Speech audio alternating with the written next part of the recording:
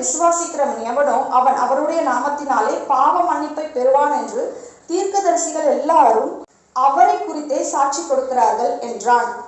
அவரை விசுவாசிக்கிறவன் எவனோ, அதாவது இயேசு கிறிஸ்துவை விசுவாசிக்கிறவன் எவனோ, அவன் எந்த ஊராக இருந்தாலும் சரி, எந்த தேசமாக இருந்தாலும் சரி, அவன் எவ்வளோ பெரிய பாவம் செய்திருந்தாலும் அவனுடைய பாவங்கள் மன்னிக்கப்படும்.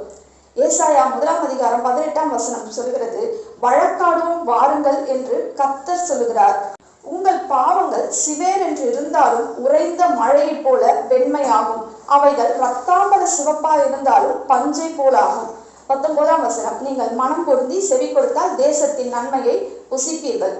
உங்களுடைய பாவங்கள் எப்படிப்பட்டதாக வேணாலும் இருக்கலாம், சிவேர் என்று இருந்தாலும், அதாவது மன்னிக்கவே முடியாத குற்றமாக கூட இருக்கலாம், எவ்வளோ பெரிய கொடுமையான பாவங்களை கூட நீங்கள் செய்திருக்கலாம்.